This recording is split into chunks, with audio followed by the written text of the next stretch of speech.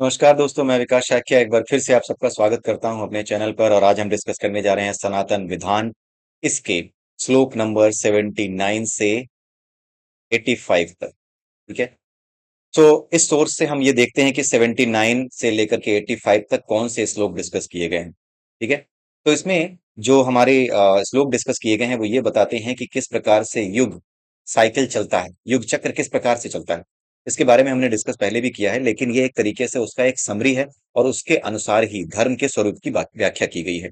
ये 79 से 85 तक है। तो आइए देखते हैं। सबसे पहले एक फिगर के माध्यम से ये समझने की कोशिश करते हैं कि किस प्रकार से हमारा सौर मंडल गति करता है और किस प्रकार से उसकी गति के कारण ही पृथ्वी पर सतयुग, द्वापर, त्रेता और कलयुग आते हैं। और इन युगों पर किस प्रकार से मनुष्यों पर प्रभाव पड़ता है, इन युगों का किस प्रकार से मनुष्यों पर प्रभाव पड़ता है। देखिए, सबसे पहले ये जो आप देख रहे हैं ये एक सर्कुलर पाथ है। ये जो सर्कुलर पाथ आप देख रहे हैं, ये सर्कुलर पाथ किसका पाथ है? ये हमारे सोलर सिस्टम का सर्कुलर पाथ है। हमारा जो सोलर सिस्टम है जिसमें सभी ग्रह हैं, सभी ग्रहों के चंद्रमा हैं, इन सब को लेकर के हमारा सोलर सिस्टम इस पाथ पे चक्कर काटता है। यानी इस पूरे के पूरे पाथ पे हमारा सोलर सिस्टम अपने पूरे के पूरे ग्रहों और उपग्रहों को लेकर के, उनके उपग्रहों को लेकर के घूम रहा है। जब ये घूम रहा है तो पहले वो यहां पर होता है घूमते घूमते। जी, एक तरीके से आप ये समझ सकते हैं कि ये घूमती हुई चक्री है। और ये घूमती हुई चक्री ऐसे ऐसे तो घूम ही रही है और साथ में आगे बढ़ रही है, एक सर्कुलर पाथ पे आगे बढ़ रही है। तो ये कुछ जो चक्री है, इसकी कंपैरिजन आप कर सकते हैं सोलर सिस्टम से। तो सोलर सिस्टम की जो चक्री है, जो सारे के सारे ग्रहों को लेकर के आगे बढ़ रही है, जब वो इसके नजदीक होती है, इस पॉइंट के नजदीक होती है जिसे हम कहते हैं विष्णु नाभि, ये बहुत ही प्योर लोकेशन है। यहां पर क्या होता है कि ये संपूर्ण ज्ञान और सारी चीजों से परिपूर्ण है। कुल मिलाकर के जितनी दिव्यता है इसके अंदर, वो सब की सब दिव्यता इसके नजदीक होते ही आपके अंदर, हमारे अंदर उत्पन्न हो जाती है। हमारे और आपके अंदर वो सारी दिव्यता केवल इस विष्णु नाभि के नजदीक होने पर ही आ जाती है। जैसे किसी चुंबक के नजदीक आने पर उसके लोहे का जो चुंबकत्व होता है वो बढ़ जाता है। जब आप उस लोहे के टुकड़े को चुंबक से दूर ले जाएंगे तो उसमें चुंबकत्व का गुण थोड़ा कम होने लगता है। उसका चुंबकीय क्षेत्र का जो असर है, जो मैग्नेटिक फील्ड का जो असर है, वो थोड़ा कम महसूस होने लगता है। तो यहां पर भी जब हम विष्णु नाभि के पास होते हैं, यानी विष्णु नैवल के पास होते हैं, सृष्टि के मुख्य बिंदु के पास होते हैं, जहां से सारी सृष्टि उत्पन्न होती है, जहां से सभी चीजें उत्पन्न हो रही हैं, जिसे जिसके कमल बिंदु पर, जिसके ऊपर एक कमल का बिंदु की कल्पना की गई और उसके ऊपर ब्रह्मा को बताया गया कि उसके ऊपर ब्रह्मा बैठते हैं। तो जहां से ये चीजें शुरू होती हैं, वहां पर जब आप नजदीक होते हो तो आपको ज्ञान प्राप्त करने के लिए प्रयास नहीं करना पड़ता। आपके पास वो सारा का सारा ज्ञान जो कि सनातन धर्म का ज्ञान है, सनातन विधान का ज्ञान है, वो सारा ज्ञान अपने आप आपके पास होता है। ये ठीक वैसे ही है जैसे चुंबक से लोहा अगर पास में हो, उससे चिपका हुआ हो, तो उस लोहे के अंदर भी उतने ही बड़े चुंबकत्व के गुण आ जाते हैं और दूसरे लोहे के टुकड़े भी उस लोहे के टुकड़े से चिपकने लगते हैं। और जैसे ही वो लोहे का टुकड़ा अलग कर दिया जाता है चुंबक से, वैसे ही सारे टुकड़े इधर उधर हो जाते हैं। तो कुछ ऐसी ही स्थिति है। जैसे जैसे आप इस सोलर सिस्टम को लेकर के, जैसे जैसे ये सोलर सिस्टम जो है हमारा विष्णु नाभि से दूर जाता है, ये चक्री दूर जाती है, वैसे वैसे क्या होता है, वैसे वैसे उस ज्ञान से हमारा वास्ता कम होता चला जाता है, हम दूर जाते हैं। तो जो ज्ञान स्वाभाविक रूप से हमारे पास था, अब उस ज्ञान के लिए हमें प्रयास करना पड़ता है। हमें उसके लिए प्रयास करना पड़ता है। तो जब हमें प्रयास करना पड़ता है तो हमें दिक्कत होती है। हम धीरे धीरे प्रयास के चक्कर में कुछ चीजें हमसे छूटती भी चली जाती हैं, ज्ञान धीरे धीरे लुप्त होने लगता है। फिर जब ये यहाँ पर आता है तो यहाँ पर जो सतयुग होता है ये पूरी तरीके से समाप्त हो जाता है। यहाँ से शुरू होता है त्रेता। त्रेता यहाँ तक चलता है। जब त्रेता होता है तो त्रेता के अंदर ज्ञान का स्तर और नीचे आ जाता है। त्रेता में चुंबक के गुणों का ज्ञान हो जाता है, विद्युत और चुंबक के गुणों का ज्ञान हमें हो जाता है। जैसे आज की डेट में हमें विद्युत का ज्ञान है, ये द्वापर चल रहा है तो द्वापर में विद्युत का ज्ञान है। उसी तरीके से जब हम त्रेता में होते हैं तो उस समय चुंबकत्व और विद्युत दोनों का ही स्पष्ट ज्ञान होता है। और ऊपर जाते हैं तो चुंबकत्व के कारण गुणों का ज्ञान होने लगता है कि कारण कौन है, चुंबकत्व का क्या कारण है, उन चीजों का भी ज्ञान होने लगता है। ठीक है, वहां पर सबका ज्ञान होता है। धीरे धीरे जैसे जैसे आप दूर जाते हैं वैसे वैसे आपकी अपनी प्रज्ञा, आपकी अपनी जो बुद्धि है, आपके भीतर जो चुंबकत्व है वो कम होता चला जाता है, उसके जैसा नहीं रह जाता। पोलैरिटी आपकी उसके पोलैरिटी जैसी नहीं रह जाती। आपके चुंबक की पोलैरिटी इस पे डिपेंड करती है कितने स्ट्रांग चुंबक के पास आप हैं। कोई भी चुंबक आप ले जाएं तो उसकी पोलैरिटी इस पे डिपेंड करती है कितने स्ट्रांग चुंबक के आसपास आप हैं। ठीक है, जैसे वो लोहे का टुकड़े का एग्जांपल दिया। तो जैसे जैसे आप नीचे आते जाते हो, सत से आप जो है त्रेता में आते हो, त्रेता से आप द्वापर में आते हो, वैसे वैसे क्या होता है, वैसे वैसे जो धर्म का ज्ञान है, जो धर्म है, जो सत्य है, वो धीरे धीरे कम होता चला जाता है, क्षीण होता चला जाता है। कैसे क्षीण होता है? 1/4 से क्षीण होता है। जैसे सतयुग में अगर ये 100 था, जैसे सतयुग की टोटल एज कितनी है, 4800। ठीक है, या फिर आप ये कह लीजिए कि 4000 ही ले लीजिए जो मुख्य सतयुग है। ठीक है, अब इसका 1/4 कीजिए। वन फोर्थ करेंगे तो क्या होगा, 1000 रह जाता है। 1000 वन फोर्थ आता है इसका। ठीक है, तो 4000 में से 1000 जब आप घटाएंगे तो 3000, इतनी ही आयु रह जाती है त्रेता युग की। सतयुग में जो है, सतयुग की अपनी उम्र 4000 वर्ष की है, लेकिन जो सतयुग के बाद त्रेता आता है उसमें उसकी युग की उम्र एक चौथाई से कम रह जाती है, यानी 3000 रह जाती है। जब आप द्वापर में आते हैं तो फिर क्या होता है, दो चौथाई से कम होती है, यानी आधी रह जाती है, यानी 2000 वर्ष रह जाती है खुद युग की आयु। और यहाँ पे रहने वाले लोगों की आयु भी क्या होती है, जैसे सतयुग में आयु 400 वर्ष थी लोगों की, तो यहाँ आकर के क्या रह जाती है, 300 रह जाती है। आपका द्वापर आता है वहां पे 200 वर्ष रह जाती है। उसके बाद जब कलयुग आता है, कलयुग के केस में क्या होता है, 4000 का थ्री फोर्थ कम हो जाता है, तो कितना रह गया, ओनली क्या, वन फोर्थ, थ्री फोर्थ कम हो जाता है, तो 1000 कम कर देना है, यानी कि 3000 कम कर देना है। कुल मिला के 3000 कम कर दिया तो कलयुग की आयु कितनी रह गई, 1000 वर्ष रह गई। ठीक है, हर बार चौथाई कम हो रहा है।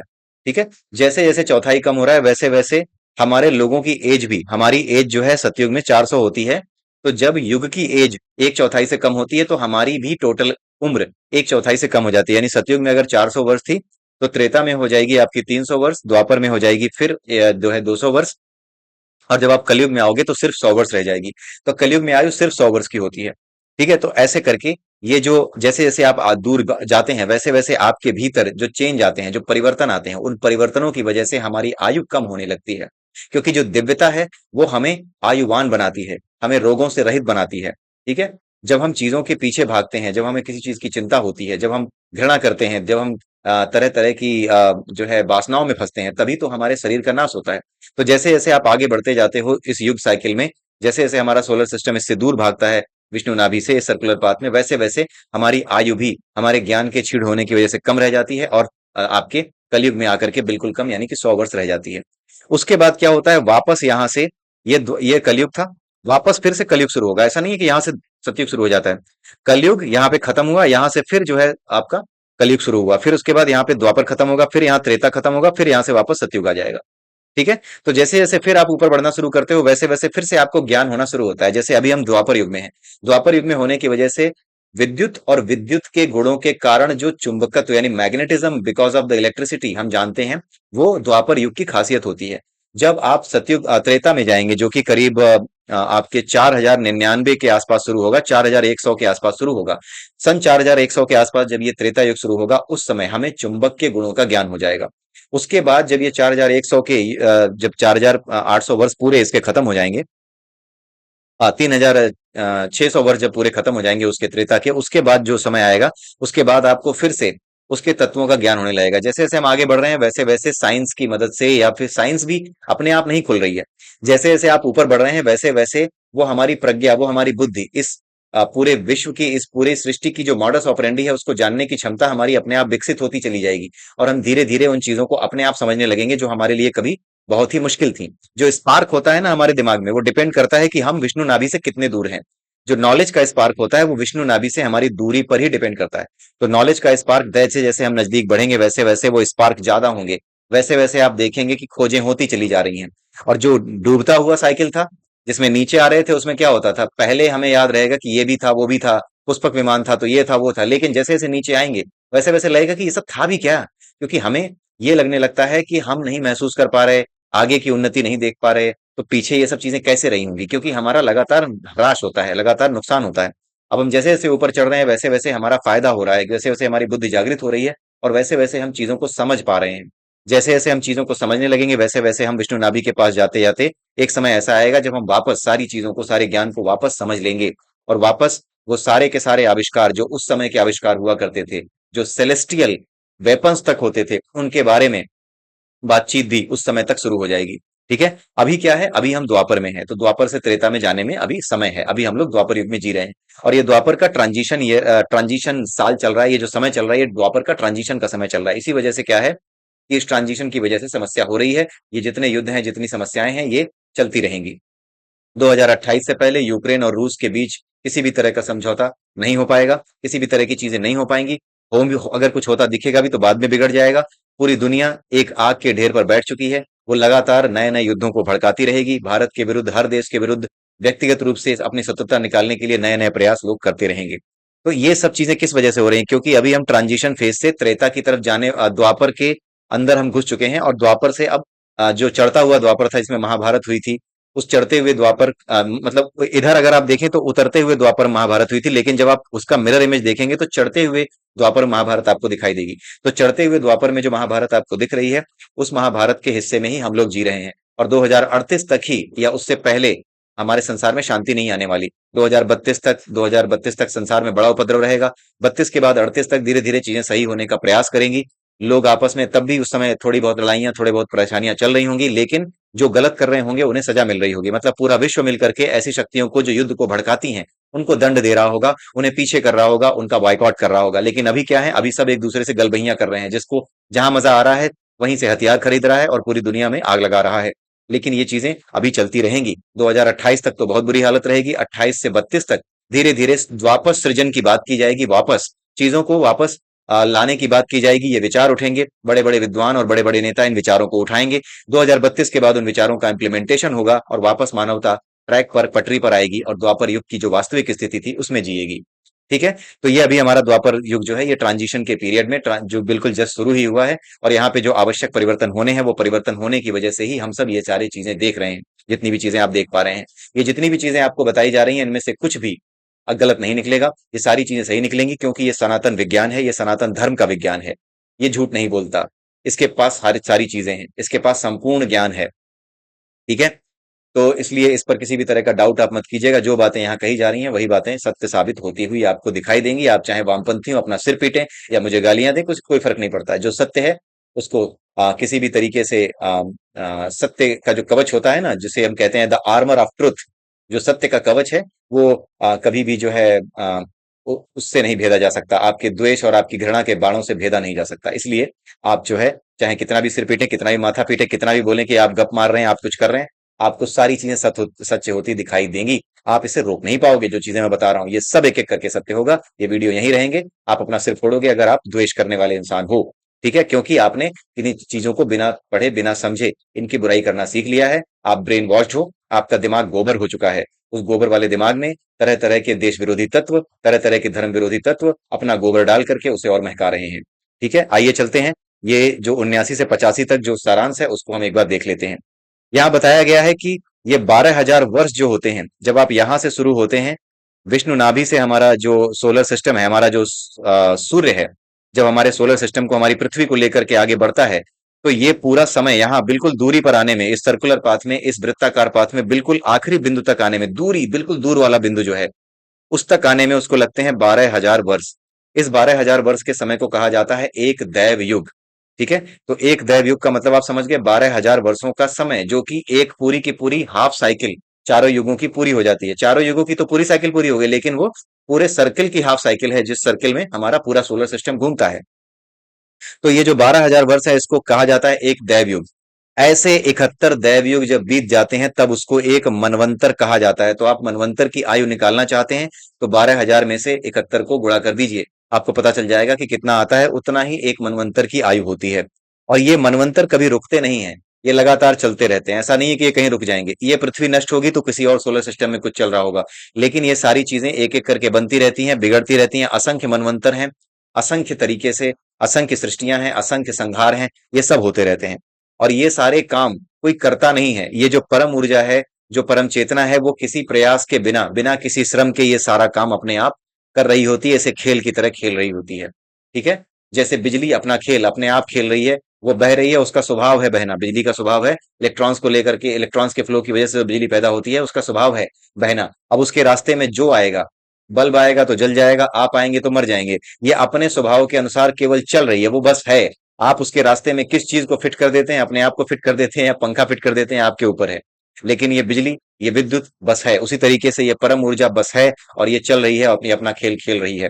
ठीक है। आप इसके रास्ते में आएंगे, जिस तरीके से आएंगे उस तरीके के फल ये आपको देगी। यहाँ पर यह बताया गया है आगे कि कृत युग में, यानी कि सतयुग में, धर्म के 4 पैर होते हैं। ये वही है, चौथाई अंश की बात हो रही है। उस सारा रिलेशन इससे है, 4,000 से, 4,000 से 4,000 वर्ष या 4,800 वर्ष, पूरा जो सतयुग का समय होता है, इसका एक चौथाई कर दीजिए तो आपका आता है एक चौथाई। अगर आप कम कर दें तो करीब आता है आपका 1,200 वर्ष आता है। ठीक है। 1200 केवल आप 4000 वर्ष लें, जैसे अगर आप केवल इसको लें, आपके सतयुग को 4000 वर्ष की आयु है, इसका अगर एक चौथाई लें तो 1000 वर्ष आ गया। अब 1000 वर्ष अगर आप कम कर देंगे तो चौथाई कम हो गया। तो चौथाई कम होने पे हमारी भी चौथाई उम्र कम होती है। जैसे सतयुग में 4 वर्ष 400 वर्ष थी, तो त्रेता में जो है वो 100 वर्ष कम रह जाएगी, यानी 400 में से 100 घटा दीजिए, 300 वर्ष रह जाती है, मतलब 300 वर्ष की आयु रह जाती है। ठीक है। उसके बाद आता है द्वापर, वहां 200 वर्ष की आयु रह जाती है। उसके बाद आता है कलयुग, वहां पे केवल 100 वर्ष की आयु मनुष्य की रह जाती है। वैसे ही ये जितना भी है, सतयुग में धर्म के 4 चरण हैं, क्योंकि जैसे जैसे हम चौथाई हिस्से से कम हो रहे हैं, वैसे वैसे धर्म भी बता रहा है, उसका रिलेशन है। धर्म यानी सत्यता, हमारे अंदर जो ज्ञान है उसकी कमी होना। तो शुरुआत में ये पूरा होता है 100%, त्रेता में जाकर के 100% का 1/4 यानी 25% कम हो जाता है, यानी 75% धर्म रह जाता है। द्वापर में 50% रह जाता है, और कलयुग में केवल और केवल 25% ही धर्म रह जाता है। तो ये केवल और केवल विष्णु नाभि से दूरी को बताता है। जितनी दूरी होगी उतना ज्ञान की कमी और उतना ही धर्म की कमी होती चली जाएगी। ठीक वैसा ही जितना ज्यादा दूर लोहा जाएगा उतना ही चुंबकत्व उसमें कम होता चला जाएगा। तो यही चीज है। अब उसके बाद हम देखते हैं आगे क्या दिया हुआ है। सतयुग में सभी रोग मुक्त होते हैं, आयु 400 वर्ष होती है, जो हमने देखा पढ़ा। आगे 1/4 से घटती चली जाती है। ठीक है, ये भी हमने देखा। कर्मों का फल भी युग के अनुसार मिलता है, ये बहुत इंपॉर्टेंट चीज है। सतयुग में कर्म के आधार पर फल मिलता था, तो जितना ज्यादा आप नजदीक हैं उतना ज्यादा ही आपको फल कठिन मिलेगा, उतनी ही ज्यादा कठिन प्रायश्चित होंगे। ठीक है। जैसे सतयुग में आपने सुना होगा कि सतयुग में राजा हरिश्चंद्र हुआ करते थे, या बहुत बड़े बड़े राजा हुए, उनसे छोटी सी गलती हो जाती थी तो बहुत बड़े बड़े प्रायश्चित होते थे उसके। क्योंकि आप ज्ञान को जानते हो। जब आप ज्ञान रखते हो, ज्ञान रखने के बाद जब आप गलती करते हो तो आप ज्यादा बड़े अपराधी हो। ठीक है। उसी तरीके से जब आप त्रेता में आते हो तो थोड़ा कम हो जाता है धर्म। तो उस समय स्वाभाविक रूप से ही धर्म जो है, आपका ज्ञान जो है धर्म का, अपने आप स्वाभाविक रूप से ही वो बुद्धि कम होने लगती है जो धर्म को जान सके। जान कर भी जान सके, ये भी बड़ा मुश्किल होता है कि कोई आपको बता दे समझा दे तो भी आप उसे जान सके समझ सके, वो भी कम हो जाता है। इस वजह से त्रेता युग में जो प्रायश्चित होते थे वो थोड़े छोटे होते थे। द्वापर युग में प्रायश्चित और छोटे हो गए। कलयुग में प्रायश्चित आपने देखा होगा, कलयुग केवल नाम आधारा। कलयुग में गोस्वामी तुलसीदास जी ने कहा है कि केवल और केवल भगवान श्री राम का नाम लेने भर से मनुष्य का उद्धार हो जाता है। तो बहुत सिंपल सी चीज बताई गई है कि जैसे जैसे युग विभत्स होते जाएंगे, जैसे जैसे युगों में धर्म की कमी आती जाएगी, वैसे वैसे कर्म के फल और उनका प्रायश्चित ये सब युग के अनुसार ही मिलेंगे। यानी सतयुग में बुरे कर्म का फल बहुत ज्यादा बुरे बन करके आपके सामने आएगा। द्वापर में थोड़ा कम, त्रेता में थोड़ा कम, द्वापर में उससे कम, और कलयुग में केवल और केवल अगर हरिनाम भजने लगे, केवल और केवल भगवान श्री राम का नाम भजने लगे, कलयुग केवल नाम आधारा यानी भगवान का नाम ही आप भजन ही करने लगे, तो उतने में ही आपको क्या होगा, मोक्ष, या फिर आप ये कह जाइए कि आपको शांति या आपको ज्ञान प्राप्त होने लगेगा। आपके कर्मों के फल उस लेवल के नहीं रह जाएंगे जो आपको ज्यादा तकलीफ दें। सतयुग में गलती करने पर ज्यादा तकलीफ देने वाले आपको मिलेंगे, क्योंकि ज्ञान आपके पास ज्यादा है। जिसके पास ज्यादा ज्ञान है उसका अपराध करना ज्यादा निंदनीय है। आप समझ रहे होंगे कि क्या कह रहा हूं मैं। हर युग में धर्म का स्वरूप अलग होता है। आपने देखा होगा कि भगवान कृष्ण जब पैदा हुए थे और द्वापर युग का समय था, वहां पर धर्म की परिभाषा अलग थी। वहां पर किसी निहत्थे आदमी को रण क्षेत्र में मार देना भी धर्म था। भगवान कृष्ण ने खुद मरवाए। उससे पहले जब त्रेता युग था तो वहां क्या होता था, जब राम और रावण का युद्ध हुआ तो रात के समय युद्ध नहीं होता था, दिन के समय युद्ध होता था। एक नियम होता था युद्ध करने का। रावण तक उस नियम का पालन करता था, जो कि एक अधर्मी था, वो भी पालन करता था। तो जैसे जैसे आपका युग बदलता है वैसे वैसे हर युग में धर्म का स्वरूप बदल जाता है। जैसे सतयुग में कोई अगर व्यापारी झूठ बोल करके अपना सामान बेचता हो तो सकता है कि वो बहुत बड़ी अपराध की गिनती में गिना जाता हो। लेकिन कलयुग में अगर कोई व्यापारी झूठ बोल करके अपना सामान बेचता है, जैसे कोई रिक्शे वाला या फिर आप किसी से सामान खरीदने जाते हैं, वो कहता है कि भाई साहब आपसे क्या पैसे लेना, मैं तो घाटे में आपको बेच रहा हूं। वो सच नहीं बोल रहा है, वो झूठ बोल रहा है। लेकिन इस युग में, कलयुग में, यही धर्म है। अगर वो नहीं करेगा इस धर्म को तो वो जी नहीं पाएगा। अगर किसी व्यापारी ये बता दे कि इसकी तो लागत 100 रुपए की है, तो आपसे वो 400 मांगता है।